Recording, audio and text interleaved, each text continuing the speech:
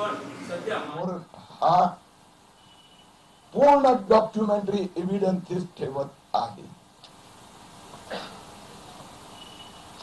अजित पवारांचा पवार परिवाराचा त्यात अजित पवार परिवाराचा चोपडा हिशोब आपल्या समक्ष ठेवत आहे. त्यात आज जरंडेश्वर अधिक बोलणार, पण बाकी कंपन्यांची पण नावं दिलेली आहेत आणि त्या बाकी कंपन्यांमध्ये कोण कोण बिल्डर, कोण पार्टनर आहे, काय आहे, त्या सगळ्यांचा हिशोब घ्यायला इन्कम टॅक्स 7 दिवस टोटल मारत आहे तरी लागला नाहीये. जरंडेश्वर साखर कारखाना मुंबई उच्च न्यायालयाने आपला निर्णयात स्पष्ट म्हटलं आहे, जरंडेश्वर साखर कारखाना खरेदी विक्रीमध्ये घोटाळा झाला आहे, त्याची चौकशी झाली पाहिजे. याचा आदेश economic offence wing of Maharashtra police आणि ईडीला दिली.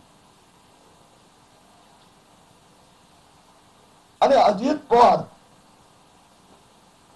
जरंडेश्वर साखर कारखाना पहिल्या दिवसापासून ज्यावेळी घेतला ते उपमुख्यमंत्री होते, फायनान्स मिनिस्टर होते, महाराष्ट्र राज्य सहकारी बँकेचे सर्वे सर्वा होते, कधी अध्यक्ष, कधी लोन कमिटीचे अध्यक्ष. आणि या 3 कारण की राज्य सरकारचे पैसे त्यात, हे फायनान्स मिनिस्टर म्हणून जे राज्य सहकारी बँकेला पैसा जातो तो फायनान्स मिनिस्टर मंजूर करतो. तर अजित पवारांनी स्वतः त्या कारखान्याची विक्री केली, लिलाव केलं आणि स्वतःच्या कंपनीला घेतला. खरं म्हणजे सगळ्यांचं उल्लंघन केलं आणि स्वतः घेतला, तो बेनामी घेतला.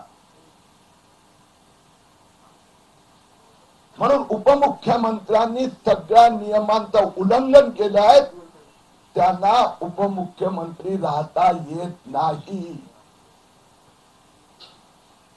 गेली काही दिवस इन्कम टॅक्सचा धाडी सुरू आहे आणि त्यात अजित पवारांनी पहिल्या दिवशी खूप मोठं भावुक स्टेटमेंट केलं. काय स्टेटमेंट केलं? हे भारतीय जनता पार्टी केंद्र सरकार किती हीन दर्जाचं राजकारण करते.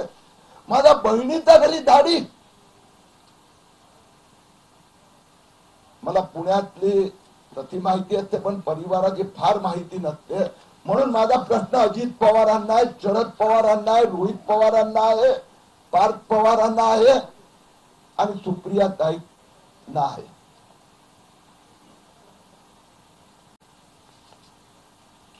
की जरंडेश्वर साखर कारखान्याचा जे मालक आहे, मुख्य भागधारक, त्यात एक नाव आहे मोहन पाटील, जे वीणा पाटीलचे पती. बरोबर, प्रेस नोट मध्ये लिहिलं बघ, कुठं तेच आहे ना, विजया पाटील ते पती, प्रेस नोट मध्ये लिहिलं आहे. आणि दुसरे आहेत नीता पाटील. मला अजित पवार यांना सगळ्या पवारांना विचारायचं, या नीताताई पाटील, विजयाताई पाटील, मोहन भाऊ पाटील हे कोण आहे? तर मला काही लोकांनी सांगितलं हे अजित पवारांच्या बहिणी आहेत, सख्या बहिणी आहेत आणि मोहन पाटील यजमान आहेत. आता खरं खोटं काय आहे ते पवारांनी स्पष्टता करावी. आणि अजित पवार सांगतात की माझ्या बहिणीचा काही संबंध नाही, त्यांच्या घरी इन्कम टॅक्स का गेले? मग अजित पवारांना हे म्हणायचंय की बहिणीच्या नावाने बेनामी प्रॉपर्टी अजित पवारांनी उभी केली. जर बहिणीचा काही संबंध नाही पण चोपड्यामध्ये त्या बहिणी जरंडेश्वरचा मालक आहेत, भागधारक आहे, तर त्या बहिणीला न सांगता अजित पवारांनी केले. बहिणीच्या नावाने बेनामी मालमत्ता आणि फक्त चरणडेश्वर पुरतं मर्यादित नाही आहे. एक भाऊजी म्हणतो ना, पण ती काय म्हणतो, विजय पाटील आहे ना, पहिल्या पेजवर नाही प्लेस्टोर मध्ये बहिणीचं नाव वाचणं काढलेलं नाही. तिथं नाही रे बाबा, त्या बहिणीचं नाव विजया पाटील. तर विजया पाटील, मोहन पाटील, नीता पाटील यांच्या अनेक कंपन्या आहेत.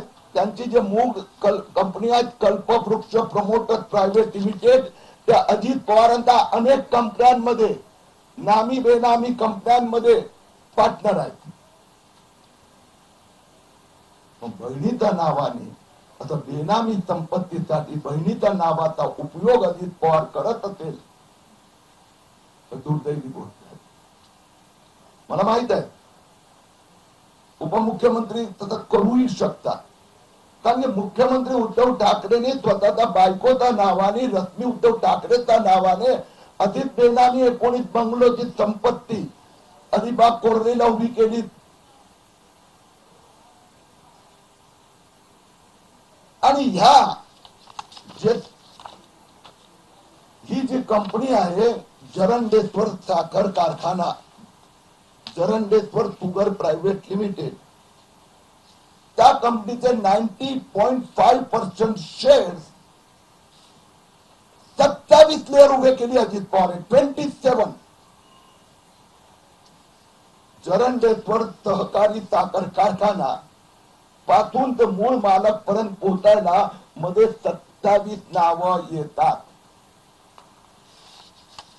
आणि शेवटी 90.5% शेअर हे स्पार्कलिंग सॉइल प्रायव्हेट लिमिटेड या कंपनीचे.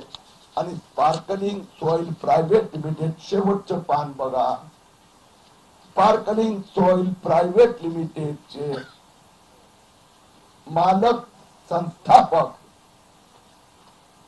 सुनेत्रा अजित पवार, अजित अनंतराव पवार.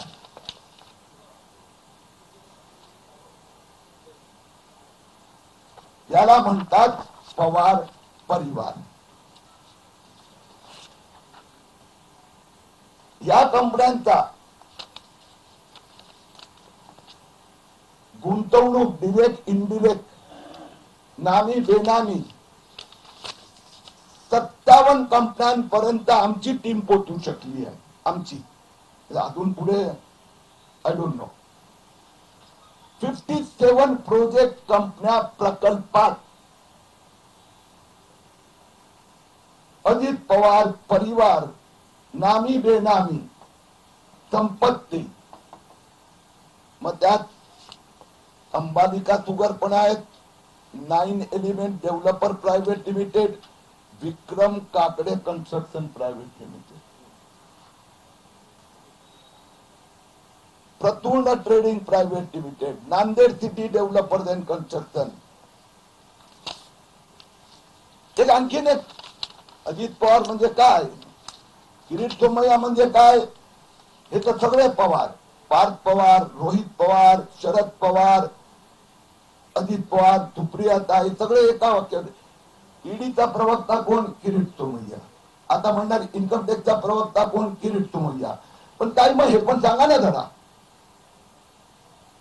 अजित पवारांच्या अनेक कंपन्यांमध्ये आर्थिक व्यवहार आहे.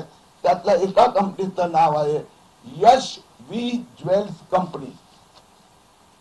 मी जे बोलतो ते सगळे कागदपत्र देतोय. यश वी ज्वेल्स कंपनी ही शेल कंपनी आहे.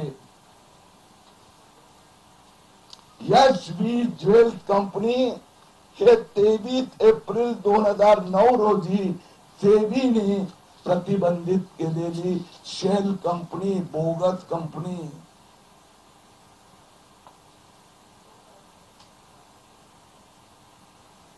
अर्थात या कंपनीमध्ये ठाकरे सरकारचे एकंदर 3 मंत्री नेत्यांचे मनी लॉन्ड्रिंगचे माझ्याकडे रेकॉर्ड आलेले आहे.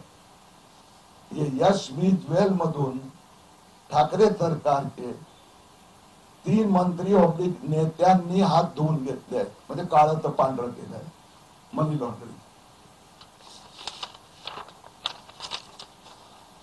आम्ही टोटल मारण्याचा प्रयत्न केला. माकी मी जे प्रेस नोट मध्ये जे सगळी नावं लिहिली आहेत ते वाचत नाही आहे. Guru commodity, sparkling soil, fire power marketing, non con energies, Arya agro bio and herbal, Jai agrotech, Kalpavriksha promoter, Surya Kiran agro estate, Omkar realtor, Shivali, आणि ही यादी तर आणखी वाढतच जाते. म्हणजे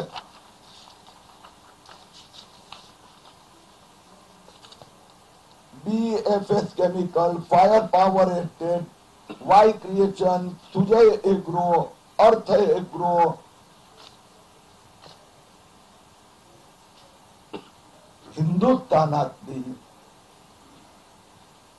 अजित पवार आणि सहकार्यांवरची हिंदुस्थानातली सगळ्यात मोठी इन्कम टॅक्स ग्रेड आहे. 60 दिवस चालू आहे. माझ्या माहितीप्रमाणे 24 पेक्षा जास्त प्रमोटर, डिरेक्टर्स, ओनर्स, कंपन्या प्रकल्पांपर्यंत पोचले आहे. कुठे भिंतीचा आड लॉकर होतात त्यातना काहीतरी सापडते,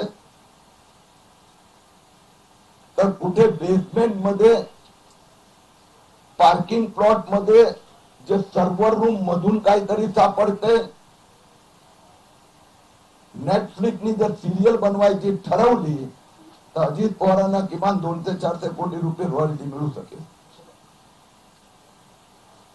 कारण की कदाचित season 1, season 2, season 3, 10 episode, 13 episode. Season 1, season 2 म्हणजे हे अजित पवार आहे ना, आणखी बाकी पवारांचं बाकी आहे ना. सीझन 1 मध्ये अजित पवार. आणि म्हणून शेवटी एवढंच सांगतो, ठाकरे पवार सरकार 1 नंबरची घोटाळेबाज सरकार आहेत. या महाराष्ट्राला या घोटाळेबाज नेत्यांपासून मुक्त करणं हे आमचं लक्ष्य आहे. धन्यवाद.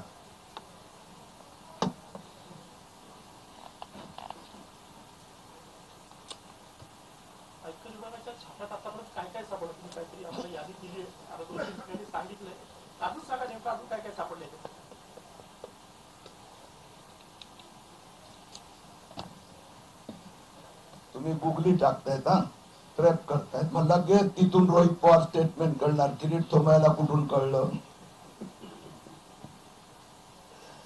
तर मी तुम्हाला 2 उदाहरणं दिली आणि हे 2 उदाहरणं मला माहित आहेत, कारण की माझ्याकडे पण ही माहिती कुठून तरी आली.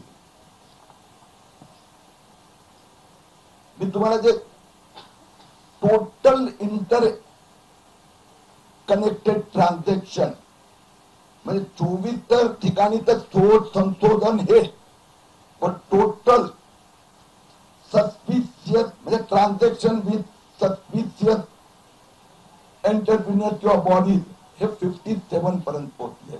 57. आणि त्यात अनेक मोठी मोठी नाव आहेत, ते तुम्हाला सगळ्यांना पाठच आहे ना.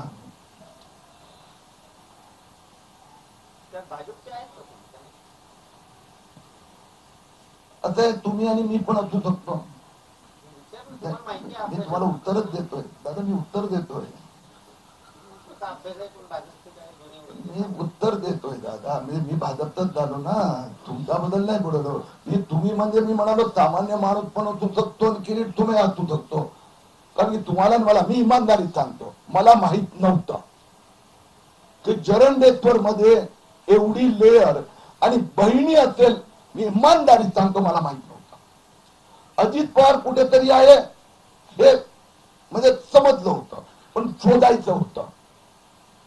तर याच्यात कसं असते ना की आता त्या बेनामी कंपनी बद्दल सोबत कुणाचेही ट्रान्झॅक्शन झाले तर we can blame that person. तर बीजेपी महापौर बद्दल पण होऊ शकतो, त्याला काय माहित. हे कपड्याचं दुकान अजित पवारांचं बेनामी दुकान आहे, तो जाऊन शर्ट घेऊन येणार. म्हणून मुद्दा असा आहे, आपण काय म्हणतो कनाई म्हणतो, म्हणजे मी माझ्या भाषेत सांगतो, माझ्यामध्ये त्याला आपण म्हणतो ना इन्व्हेस्टिगेटिव्ह. कनायवंत इज अ डिफरंट थिंग. मला कनायवंत भाजपचं कोणी अजित पवार बरोबर आता अजूनपर्यंत ऐकलं नाहीये. आपण कनायवंत म्हणतो. कोणी दुसरा बिझनेस एंटरप्रिनरनी पण त्याच्या सोबत जॉईंट व्हेंचर केलं, आय वॉन्ट ब्लेम इट. परंतु इथे काय झालं, स्वतः उपमुख्यमंत्री, स्वतः फायनान्स मिनिस्टर, स्वतः महाराष्ट्र राज्य सहकारी बँक चालवतात. एकंदर बीड प्री बीड मीटिंग मध्ये 22 कंपन्या आल्या. किती? 22. त्या एकानेही बीड सबमिट केली नाही, नॉट सिंगल. आणि 23वा कंपनीने केली गुरु कमोडिटीने. 65 कोटी मध्ये त्याला दिलं. पण गुरु म्हणतात ना, पवार म्हणजे गुरु, पवार म्हणजे महाराष्ट्राचे गुरुच मानतात स्वतःला. तर गुरुच आहे ना, म्हणून नाव पण गुरु कमोडिटी. त्या गुरु कमोडिटीला 65 कोटी अजित पवारने दिले मागच्या दारातून. त्याला गुरुच म्हणावं लागणार ना.